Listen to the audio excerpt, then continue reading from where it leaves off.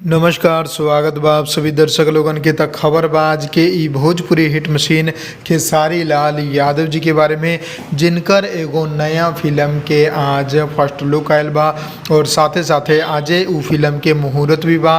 Film के नाम बा अंदाज, जोना फिल्म के डायरेक्टर बाड़े सुजीत कुमार सिंह जी, निर्माता बाड़े लोकेश मिश्रा जी, सह निर्माता बाड़े राम कोमल सिंह यादव जी, लेखक बाड़े वीरू ठाकुर जी। और आज 11 बजे यानी कि ये समय ही वो फिल्म के मुहूर्त कइल जा रहल बा उत्तर प्रदेश के बनारस शहर में। जी हाँ, बहुत ही धूमधाम से एकर मुहूर्त कइल जाई और साथ में ये फिल्म के शूटिंग भी स्टार्ट कर दिहल जाई अभी से, ऐसे समय से। जी हाँ, और आप लोगन के जान के बहुत ज़्यादा खुशी हुई कि 2 गो नया चेहरा के भी ई फिल्म से लॉन्च कइल जा रहल बा, जो कि आप लोग पोस्टर पर देख ही सकतानी। नया 2 गो हीरोइन आयल बा और दोनों के फोटो आप लोग सामने स्क्रीन पर देख सकतानी।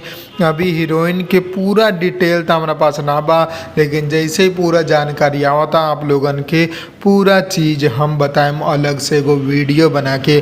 तब तक खातिर आप लोग ही देखी, और अगर मुहूर्त के वीडियो हमारा पास आवता तो आप लोगन खातिर आज अपलोड जरूर करम ये चैनल पर। बस आप लोग चैनल के सब्सक्राइब करके हमारा साथ बना रही, और अगर ये खबर पसंद आयल बा तो लाइक कर दी, शेयर कर दी, ज़्यादा से ज़्यादा चैनल के सब्सक्राइब कर दी और बेल आइकन दबा दी।